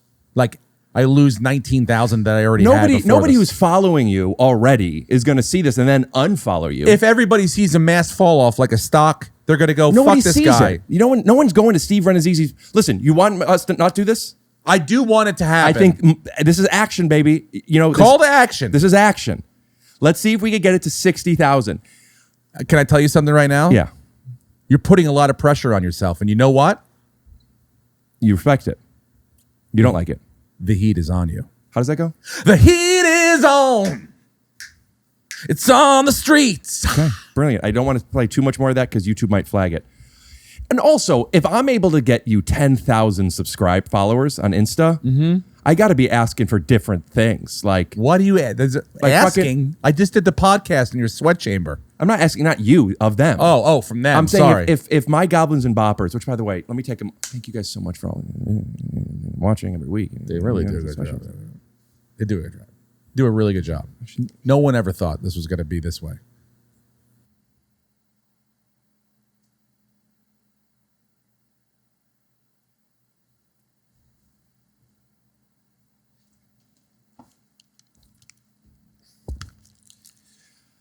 Well, dude, you shouldn't have lied. Anyway, the topic of conversation is now going to go to a little bit of a switch. Really? Mm-hmm. Okay. And, but also, you shouldn't have lied. I was making like a joke transition. I will I will say that the way you explain it makes so much sense. Time out, though. I want to hear you did say you had an editorial about. That's this. Not an editorial, just I had a take. Okay. Is this, which is, I get it. I get it entirely. A very low stakes version of this, I remember, which is the opposite thing that happened, the opposite approach, but the lie there. My buddy, Jeff Karp, shout out to Jeff Karp. This is college time. Jeff Karp, great high school and college basketball player. He was on ESPN all the time. I'd like to find this clip if I can.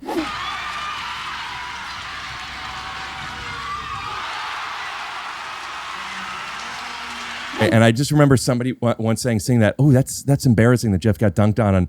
And then I'm like, what? How fucking cool. What is it? The other alternative was he blocked his dunk. He's on ESPN. He did everything he could possibly do. He ran. He used all his skills. Yeah.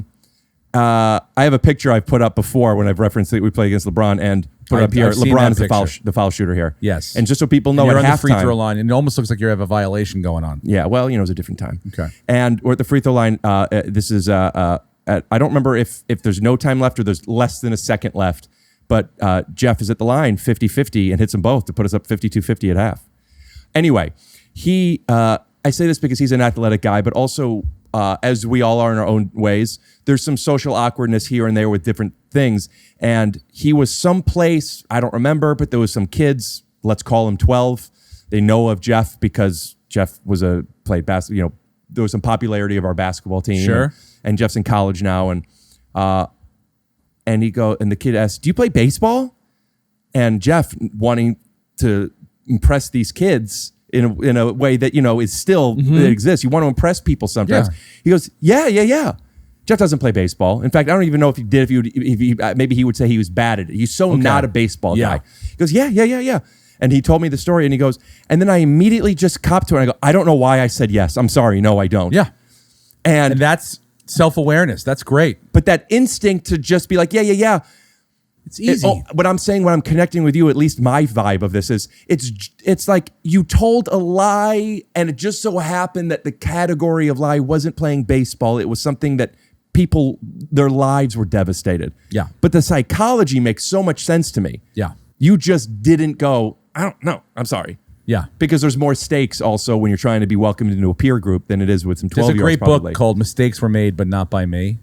It's it's a self-help sort of insight book, but it goes into the fact that everybody lies, that white lies and conditional lie, and every sort of lie, and people sort of it tells stories about reinventing the truth, where Gore Vidal had an interview where he said something like that, and then years later he said the worst interview he ever had was Tom Brokaw, because he asked him these questions, and then Tom Brokaw went back.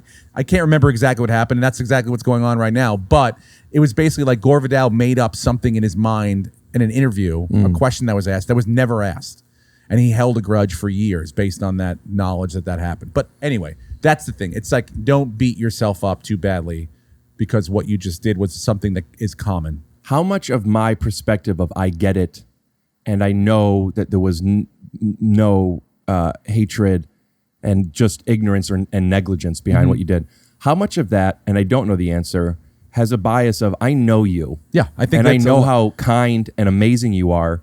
It's and easy other to people don't. Yeah, it's easy to go, look at that guy. And also you it's have like, an angry face. You have an angry bully hairline. Yes. Show people your hair, by the way. I mean, that's just tight.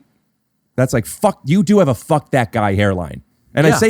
I say that because it's so nice. well, it's an aggressive. I don't have a forehead. I have like a two head. Yeah. It's like it's almost like I'm growing down. Yeah. So people are upset by that, and plus people think that you made money. Like they think that like I got my stuff because of the story. You know what I'm saying? That's Like, interesting. I didn't think about that. Right. a lot of people thought that I had gotten the league or I'd gotten anything that I'd gotten because I had went around and told everyone. And that's people that don't understand this business. Yeah, Like you realize, nobody gets anything. the most that you could get from even being, unless the person making this decision is the top guy, if they own NBC or the president of casting or whatever it is, even then, but unless you're that person, and none of us know those people.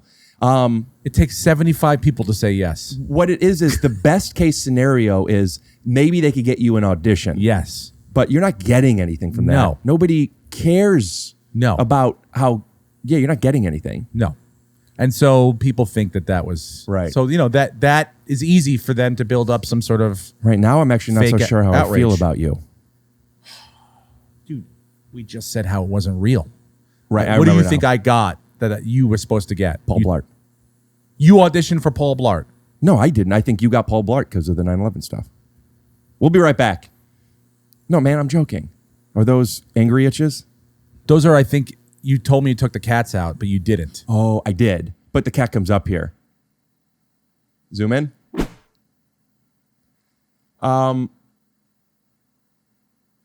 We talked about it a little bit yesterday, and I wanted to talk about it on here, and I guess not too much too. We were just in it because we were just kind of reminiscing about the old days in basketball and stuff.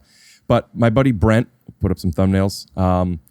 He brings up every now and then, like always, I mean, a couple times a year, he brings up some different situations that, like, Rick, remember when you, whatever the thing might be. And oftentimes it's you bringing up how he said that I, in a not being aware moment, brought you on an outdoor basketball court to the ground and we wrestled. And he's like, what the fuck were you doing?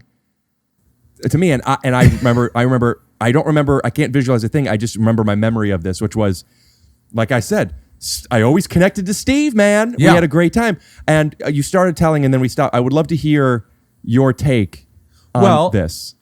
Again, it goes to your personality. I enjoyed it, even though a lot of people didn't. So I've recently, not so So recently, you found out recently. years but later. I enjoyed it because I understood that it's not coming from a place of, you're not just talking shit to talk shit to be a tough guy and really can't play basketball. You actually believe that you are, you can back up the stuff that you were talking. So I like that. I was a good basketball player. I liked playing against you. Another wire. And then one time we were going back and forth. I don't know how it got to the point where we were guarding each other or got physical or whatever, but we started like not in like a fighting way, but like kind of like muscling up, feeling each other's like muscles or whatever, and like wrestling a little bit. And then it got to the ground, and you know, I thought it was just going to be like a little fun thing, and then you twisted me into a pretzel because I guess you know some sort of I don't like jiu-jitsu to brag. or whatever. I don't know like, like to brag what about form but you know, but I could take care of myself. Okay, and you had me twisted like a pretzel, and basically like I think it was your way of asserting dominance. You're like, I'm going to be the dominant guy. I mean, I don't know what more you had to do. You really wrestled. Well, you're on the ground. Down to the It's ground. just, when you're on the ground, the job is to win. Yes, exactly. So I think that going back to what you said before, that was your mentality. So even in this moment, you were not going to even wrestling. You didn't want anyone to think that wrestling match was a tie. You could relate on race number 3 with your son. You don't let someone win. No. I didn't know what you meant. I think my race of my son. I thought you said for a second. I was like, wait a minute. Your black son when you guys ran. When you did your 40-yard dash. Yes. But yeah, there is something that was my narrative that I was unaware of. And though I can't pretend that this is gone, I am more conscious that this isn't the only truth. But I believed, it's definitely not even in a top priority, but I believed my value comes from being good at this thing. Mm-hmm. When I got good at basketball, that's when people started asking me to be on their team. That's when I started getting friends. That's when I started getting confident. More spots. Well, this is before comedy. I'm just saying when I started, I didn't have friends really. But then you have like after the game, it's like, hey, I'm doing a spot at the West Side. You want to? Oh, I'll roll over with you, and it's like you become. Well, that's how it. But I'm saying you become immersed in the community. It was built in before I moved to Los Angeles. Okay, I just felt value, and then yes, it was reinforced by. I'm now friends with these guys who otherwise I wouldn't have been friends with yet because they wanted me to play with them. Yep, and there was a basketball league, and I wanted to play in it and that stuff. Yeah. That makes perfect sense. And though I don't think that's what it is anymore, there still is like I'm like when we're joking around about you couldn't score on me, like I don't believe you could score on me. I know you don't, and I know that I could. So there's a clip where I was talking to Blake Griffin about playing one-on-one, no make it take it to 11, where Blake said that he thinks I could score 1 point, but not 2. Mm-hmm. Not baskets, meaning if I hit a 3, that's it. 1-3, and then I win. Mm-hmm. And I think you could. I know I could. I've seen him play defense. He plays defense well when he wants to. You've also seen me play offense. Yes, but I'm saying, like, I know your drive. You'll go all out, and I don't think he will for 11 points. So what he was saying is you have to understand, and I do get this. He's talking about himself. Maybe we'll even cut to a clip, but we either cut to the clip or we're still here, and I'll summarize it. Him to me, you have to understand I am at the level of the NBA. I am an elite. Like he's saying things, not even braggadocious. Just like, yes, yes, I know. So he was saying, I will be playing playoff. I have so much at stake on this. I will not let you. I will be up on you the entire time. And I'm still like, the fuck are you? Of course I will score some. I have at least 11 attempts. So it's assuming he's not going to hit a 3, which he won on me. Maybe he would. But Brent and some other people that heard that are like, you know what? I don't have a clip. Maybe I do because we did a few podcasts that never aired before the one that did. So I don't know if I have this. Maybe I have the audio of it. But my friends are like, Rick, you're out of your mind. No, you're not. I feel that way about that. I'm Blake Griffin and you're the way Blake Griffin saw me in this situation. I'm like, oh, this is how Blake felt. Yeah. But I know how I feel. There's no way I'm going to let you blank me. I am to Blake, right? So for people audio only, I'm putting my hands up at a level. Let's say if I am a 5 and Blake is a 9, maybe it's 2 and 10. It's arbitrary. I'm just saying. Yeah, well, what are the numbers you're giving me? If I'm a 7, if I'm a 6 and Blake's a 10, okay? Yeah. If I'm a 6 and Blake's a 10. Yep, get to the point. How far away from Blake am I? Do you think you are higher than a 2? Are you closer to me than I am to Blake? Yes. I don't know. Are you out of your mind? Maybe because of his body. Yes, and also his 6'8". Yeah, his body. His body, dude. Yeah, okay. He's going to be difficult to score on. I'm giving you the benefit of the doubt that you will get up there. You have a better chance of scoring more against me than I do against Blake. Well, probably, yeah. Oh, yes, absolutely. But the thing is, there's an equilibrium at some point. Not an equilibrium, excuse me. The word I'm looking for is terminal velocity. There's only so fast you could go, right? Yeah. I'm at a certain point to where, like, I know I could score on Blake, but there's a certain level of competition where somebody can't score on him, right? Sure. I feel that we got to play. I also, everything hurts both of us, so maybe we wouldn't even be able to finish a game. I honestly I have to move around right now because my knee's just sitting in the chair for however long we've been here. Right. And also, here's the other thing. I remember those games, dude. I remember going as hard as I possibly could, not caring that I might have a black eye that night when I did the stand-up set, not caring that, like now, it's like I can't get injured. No one will accept it at home. My wife will not accept it if I have to have that little scooter because I fucking ruptured my Achilles trying to go towards, the hole. No, my kids are going to laugh at me. They're not going to be like, wow, dad really fucking gave it its all to the very goddamn end. They're going to go, this fat fuck can't walk. And I'm going to move his scooter away from him every chance I get so that he has to hobble over to it. Would it be easier on your body with the fact that I have such a quick first step that there's not much movement you're going to even have to, and then it's like, you're not going to chase after me. I have an idea of how I'd play defense on you. I know how I would do it. I mean, look, if you're going to shoot the fucking lights out, you're going to shoot the lights out. If we're playing outdoor at this point in my game, I have a right and a left. I'm just going to, I guess, you'll just keep me open. I'll give you a step. I don't miss from 15 feet. That's fine. You're not going to, 15 feet's the most I'll let you, you'll have a hand up anywhere. I would love to do some footage, get some cameras out there. I mean, maybe tomorrow. I'm around. Yeah, maybe. What's going through my mind, truthfully, is I just started doing PT again. I'm back in the gym for the first time ever, and by gym I mean I'm on the elliptical for 25 minutes, and then I'm doing rotator cuff shit. I don't mean like Yeah. I start a new job in a month. I want to get in a little bit of a shape, and I just feel like. But then again, you have to remember, like, if things get dire for me, I'm going to foul you. I'm going to get physical. Right. Maybe we don't do it. You told me yesterday that you believe I changed the landscape of basketball in the comedy culture. Yes, because coming off of this violent attack on me. You know what I want to do? I would like to, so it didn't look like I leaded that. And you could still keep this in, but just you bring it up. Yeah. So I could be like, oh, what do you mean? So it doesn't seem as like fishing.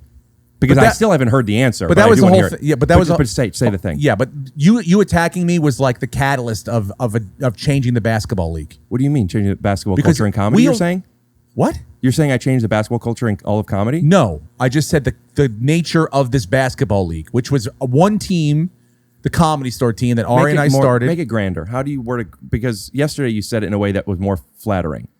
You said, Rick, you actually changed the culture for like a lot of the comedians and. I mean, but like that to me, that you wrestling me sort of, we understood you were changing the nature of the basketball league. The culture it was different in comedy, and not the culture of comedy, just the basketball league. Well, that was all of comedy on the West Before Coast. that, it was like the Comedy Store team, and that was it. And everyone knew that we were like the team that you wanted to be on, and you were like, "Fuck that, we don't have to be on that team. I'm going to make my own team, and I'll get my own players." The Comedy Store team, the Comedy Store, it wasn't a comedy league. Yeah, we had Mark Funston, Jeff Dennis, Ari Shafir, Aaron Cater, Sam Tripoli, myself. Mark Ellis. There was history with the Comedy Store League too, because there's a cool picture in the Comedy Store. Dave Letterman in the picture, So we brought that back. The allure, the luster. We got uniforms. And I was welcomed into being on that team. I remember you guys, and that felt really good. You guys had almost, if either I was 15 or there was already 15 guys on the team. And you didn't want to take like a backseat role. Right. You wanted to be. I wanted to play. Or start. Oh, obviously, but like even as a starter, people are sitting. I love when we have 7 or 8 guys, 3 guys on the bench. Tops. That's okay because you're in good shape. At that point, we needed to have some. We had John Caprillo, so we needed to have some substitutes. But the point is, you were like, I'm not. Everyone just waited for their spot on the Comedy Store team, and you were like, I'm not going to do that. I'm going to start my own team. And you went out and got these guys who barely did comedy, but were unbelievable athletes. There was one guy, Willie Mack, dude. Willie Mack doesn't. And you know what? And I'm saying this not just to defend me and my intention, but also. I've never seen Willie Mack do comedy. You're wrong. You're wrong. I'm sure he's funny. And this is not even about the basketball team. There's one guy, Kurt, shout out to Kurt, by the way, who was amazing, who didn't do much comedy. Yes, at all. Willie was not. I met Willie through comedy. We did comedy all the time. He's a great comic. We'll put his Instagram handle up here. I will not let you tarnish Willie's name. I'm just saying, dude. It was Kurt who didn't play much. A lot of people started questioning where these comics were coming from. And so, and your team did well. We won 4 out of 5 years. It was the Comedy Store, and then it was our team for 1 year. And then it everyone became a comedy league, which was awesome. That's when Matt Nost made it into a league. Yeah. And shout out to Matt Nost, who the commissioner, I was going to say produced it, but yeah, like really made it happen, organized it, got people to find captains for their own team. There was an improv team, there was a comedy store team, there was an uprated Citizens Brigade team, there was agents and managers, there was all these teams. Our team was the Rick Glassmans. Mm-hmm. Exactly, dude. Yeah. And we were great. But if we're talking fucking the history, I'm the Jerry West of this goddamn league. Great. Who would you rather have on your team, Jerry West or Shaquille O'Neal? Jerry West. Who would you rather have on your team, Jerry West or me? Jerry West. Now? Today? Yes. Today? Why? To rub elbows? I'll tell you this right now. I bet you Jerry West, if he's half as angry as he is on that HBO show, He's not. He's he's most angry about his position on that HBO show. I know. He wants to take it to the Supreme Court. If that happens, I want to follow this. What's wrong? Because how do you defend yourself about being that I'm not angry without getting angry? It's almost he's in a no-win situation. I used to do a joke about how you can't be angry and drink from a straw or eat cereal because, like, fucking not fair, man. Yeah, dude. And but like you have to find a way of. There's a thing about relationships where you're supposed to, if you're going to get into an argument, let's get naked, because it's hard to like not take you serious, but like it's hard to be like and like like my wife and like her tit would flop, like it would be funny to have those. So it's sort of the same principle, but maybe he should argue his point naked. I have heard, which is the opposite of when you're nervous, you visualize the others naked. Mm-hmm. I have heard, and I love this. Now I'm not a parent at the moment, but. How important it is, and have you heard this and or do you do this? When you fight, naturally, your kids are going to see some of this. Yeah. How important it is that, because obviously you're going to also make up at some point. By the way, it's 6:05, just to let you know. We'll wrap it up in a sec. We have a show to get to. We're doing another show at Hilarities. Thanks for having me. No worries. But how important it is to apologize in front of the kids, not to the kids, but let the kids see mom and dad make up. Or dad and dad, or mom and mom, or whatever it is, you know. But see the parents make up so they learn not just fighting, but learn how to resolve that. Have you ever heard that? Yeah. Do you do that? It's the fighting thing is tough because I just grew up where I just yelled, and so we have to. I don't want that happening.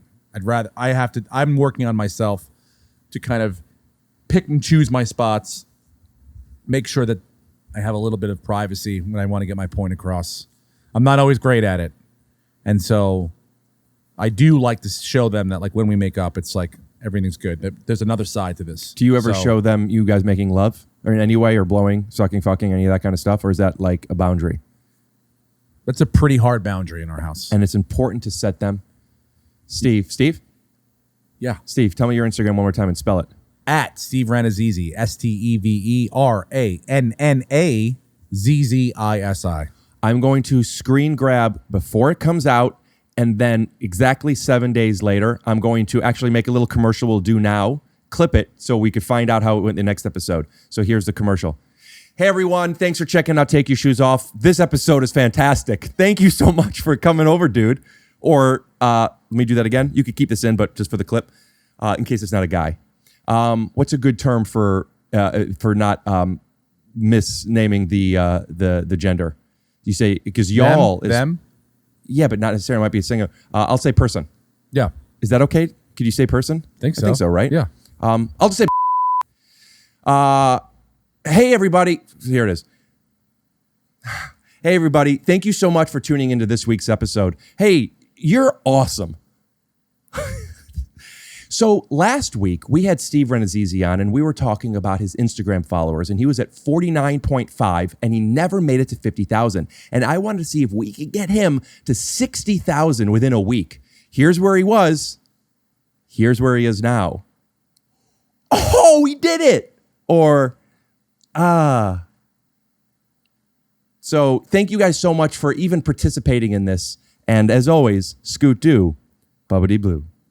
Great, we'll put that in. And what do you think? What's your bet of what your numbers get to 7 days later? 4,000 more. Just to be honest with you, if you can get me over 50K, just clear it. That way I'm not looking at the number anymore. I do think we could get That's all I care about. I want to look to make sure that what you're saying is spot on. I swear to God, go look we're at fine with time. I just don't know because I don't, you said you want to get there on time. And we'll get going. You are at 44.9. Yeah. I told you. Right. I know we could get you to 50. At 4,000, if we get you to 50, I would be flattered. 4,000 is a ton of people to actually be like, okay. Anyway, I think that's it, right? Anything you want to plug? Any golf course you want to talk about? My home club, Baiting Hollow Golf Club. I love it there. We'll put their Instagram up, and you know what? Follow them instead. No. Just kidding. We don't need that. No, they don't. All right, man. Well, I would say nice seeing you, but I'm gonna drive you down to the club, and but still, it was nice seeing you. It was good to see you too, buddy. I hope the fan. It's fine, but the fan. We had the fan running. I thought it was a bad idea from the beginning, and I told you that. And you know, neither one of us took the bait of doing my biggest fan is in the room, which is great because we know how to do this. Hold on. What if I did this?